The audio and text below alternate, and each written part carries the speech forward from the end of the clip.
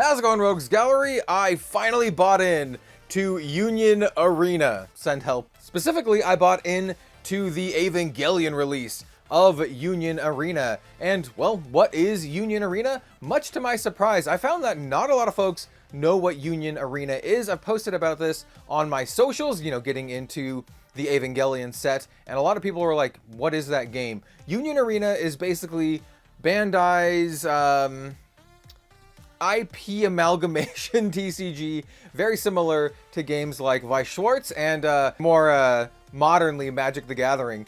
This is a game that has different sets that feature different IPs from anime, manga, video games, all, weeb-related stuff. And I just couldn't help myself when the Evangelion set released, and now I keep showing these off. We'll talk about what I did and the deck and all that kind of stuff, but this is a game that I feel is a pretty easy game to learn and an easy game to pick up, and I feel like it's extremely approachable just because of a fairly rudimentary mechanic system. I don't think it's a difficult game at all. It does have a decent amount of luck with a lot of triggers. It does have your life burst system that a lot of Japanese trading card games have, especially Bandai games.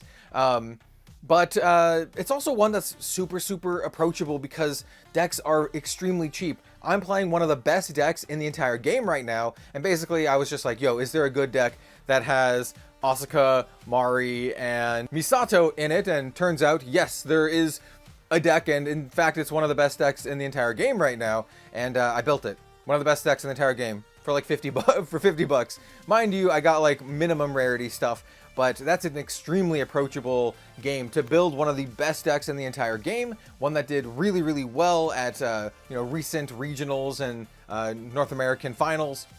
Pretty good. Union Arena is also a really interesting game in that, well, you never mix the different IPs at all. So if you find one that you enjoy, like Evangelion here, then you only need one deck, and unless they print more booster sets from it, you don't really have to buy into more booster products. They have done that with previous IPs, like Bleach has several booster sets, but I think it's just super easy and approachable, and after you have your deck, you're kind of like Gucci.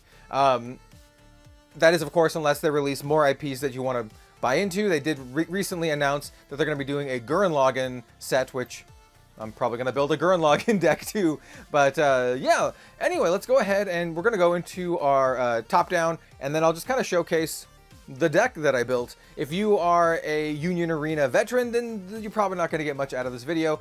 You could maybe throw tips to new players down in the comment section, but if you're new like me, we'll check this out. It's fun. This is a really strong deck. It features the Evas from Asuka and Mari as some of the big finishers. In fact, the Asuka one can attack 3 times, and it's sweet. So yeah, let's check it out. And of course, our playmat today is, well, not an Evangelion playmat, because I don't own an Evangelion playmat, but it is one of our Project Red Zone mecha playmats that you can find over on our merch store, redzonerogue.com, featuring art by a TCG mecha model kit and manga and light novel artist, Pinakes, who's done a lot of stuff for various mecha things. He's done stuff for Azure Lane and Arc Knights, and also our mecha series. So go check that out if you'd like to support what I do. And let's talk about some Union Arena, which is an interesting thing. Like I said, this game is extremely affordable to get into and extremely approachable. This deck, I think, cost me a total of $50-something with shipping. I literally just bought the singles off of TCG Player, and I bought more than just these singles. I actually bought almost all of the purple cards from the Eva set that would possibly make sense with this particular deck. I also bought some of the action points, some of the APs. Of course, I bought these very pretty Eva ones. Once again, everything is minimum rarity. I didn't splurge and bling it out. You could do that. You could spend hundreds of dollars blinging it out, or you can just spend $50 and have a super playable competitive deck. So yeah, so we have our APs here. Even though we're not running Ray in the deck, she can join in. She can join in all the fun. And yeah, like I mentioned, this deck is really powerful. We have our 2 finishers, the Evangelion Production Model 8, as well as the production model 2. And then we also have, well, we have new 2, and then we have the production model 2 as well. But these two are kind of our main finishers. They have Raid, they're kind of like, you know, the top end of your Union Arena decks. And then we have a bunch of kind of stuff in between. So let's go ahead and talk a little bit about some of the cards here. We're gonna scoot some of this over even more, because I'll lay the deck out here. You're probably familiar with this deck. It's a deck that did very well in Japan. There is one key difference in that one card didn't get printed over here. It was like a searcher, like a tutor card. So we had to kind of like make do. And yeah, we're playing this. So this is the production model new 2. This one does have Raid with Asuka. And we're not going to go over just all the cards and mechanics. But essentially this can get, it kind of like restands itself, if you're familiar with restanding. It kind of resets itself so you can attack again. And then it also can get double attack when played, which is really sweet. So essentially you can attack 3 times with this card. This is probably our best finisher in the deck, and it's definitely the one that in the limited games that I've played so far, the one that I want to see.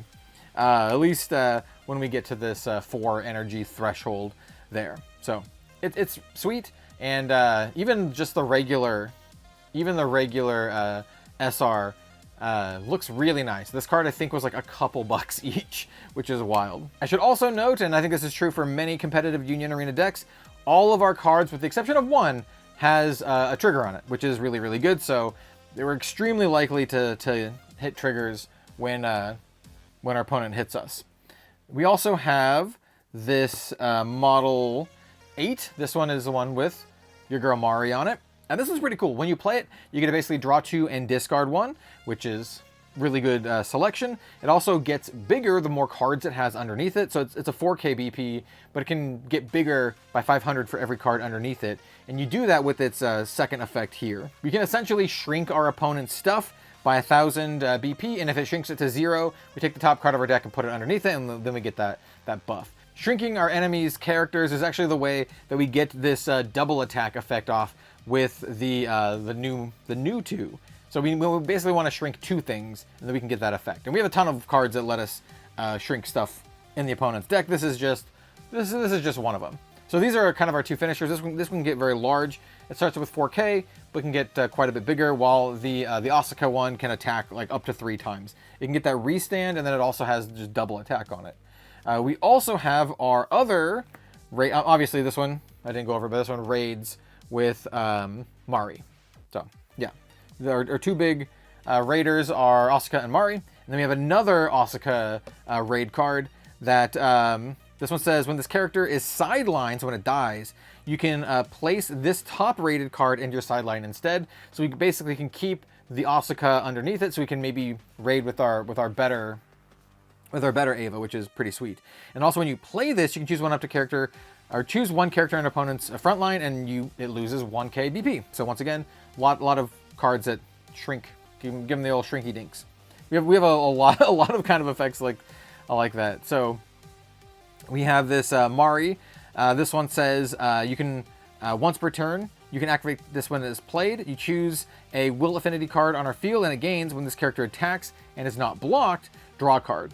Really sweet. And this is our color trigger in the deck. For deck construction rules for Union Arena, you are limited in a couple different triggers. You can only have, I think, up to 4 color, and then the other ones are, I don't remember them off the top of my head, but I'll remember them when I see them. Yeah, special, and then final. So you can only have 4 of each of those types of triggers in the deck, and so this is our color trigger. We're not really going to go over all the triggers. Most of our triggers will let us draw cards, and some of them will let us kind of like pump up our stuff. Some of them are like much more defensive. So they trigger on our opponent's turn when they hit us, and it pumps up our stuff so we can have good blocks. This one says you can play a purple character card with 2 or less required energy and 1 AP from our sideline, set it to active on our front line, which is really sweet. Get a dude back for that trigger. I keep wanting to call them bursts. Play so much Gundam. We have this Misato, one of our few Misatos in the deck, because it was mostly Mari and Asuka, as you can see here. But this is pretty sweet. This one says we can activate on our main, and then it says We switch this to resting. Place one Will Affinity card from our hand onto our sideline. If we do draw a card, basically you get to discard a card, draw a card. Yeah, that's sweet. Once again, we have a lot of cards that let us draw stuff. Here's the other expensive card in the deck. This is the starter deck rare Asuka. This one is pretty sweet. When this is rated, choose one of the following. We can draw a card or choose one character in an opponent's front line and give it minus 1k BP. So yeah, drawing a card and shrinking them is great. Getting that shrink off is super sweet to getting the double shrink so we can get the multiple attacks. So yeah, this is very good, and it's a 2 cost. I should note that this Mari had the two energy generation, and so did the Misato have the double energy generation there. We have this Asuka. This one is, you can activate it on the front line once per turn. Place one Will Affinity card from our hand to the sideline. So once again, you discard a card, essentially. If you do, choose up to one character on an opponent's front line, and it loses 1k BP. So discard a card, your opponent loses 1k BP. Pretty good. Running 3 of these. We also have this Asuka. This one has Nullify Impact. So it nullifies your opponent's impact. So it's a pretty good defensive card. So we're running 3 copies of this. And it's just a level 1, or a 1 cost. Now we have a bunch of zeros. So we have our 4 zero Misato. This one's like, choose a other character on our field and it gains 1k BP. Yeah, this is fine. It's just a small dude. But it's a 0, which is nice. You gotta have your zeros. We also have our 0 Asuka. It's got big BP and one's gonna call it burst again, and a trigger. Running 4 of these as well, and having a lot of Asukas once again is very good because we have all the way up the chain. And same with Mari, same kind of deal. She's just got a lot of BP and an effect trigger. And then the final cards are our events. Your wish is my command, Your Highness. This one's pretty sweet. This one is a 4. I don't know what you call it. It's 4 costs, I guess you could say, even though it's not like you don't spend them. It's like a threshold kind of deal. Choose up to one character on our opponent's front line and it loses 3k BP. And then you choose up to one character on our opponent's front line and it loses 1k BP. So this is a double shrink, so we can get the double attack off on our Asuka Eva, like just with a single card, which is really sweet. And this one also has the special trigger, which says you can choose a character on an opponent's front line and sideline it, which is great. Just kill one of their dudes. So obviously we run a 4 of this. And then the final card is one that I think you've seen a lot of purple decks. This was in the Bleach deck that I played the first time I played Union Arena. This one just gives us more action points. So this has a 3 threshold, and it says choose 2 of our APs and switch them to active, and it costs 1 AP. So this basically just gives us 1 extra action for the turn. And this one also has the final trigger, which says if you have 0 life, you place a top card of your deck into your life area. This is kind of like, this is your Hail Mary. This is your this is the trigger that you want to get, right? Like this is the super RNG trigger. And yeah, that's the deck. Lots of stuff that lets us draw cards, filter things out, and then we just finish our opponent with like these double attacks, like the triple attack Asuka. And yeah, that's Union Arena. It's a fairly simple game. Even in competitive decks, you have a bunch of cards that just kind of like, I'd call these like vanilla cards, right? They do have triggers, which is a big part of it. But, when you're playing these, you're just like, okay, this is my resource, right? Kind of deal. And overall, it's a pretty casual game, but I like how approachable it is in terms of like price point and in terms of like playability. I don't think it's a super complicated game. After you've kind of like understood how to play, it's a breeze, right? They do have like an app, like a mobile teaching app, so you can learn how to play that way. As I found like some of the videos don't quite cover it all, but they're fine. The video how to play stuff is fine as well.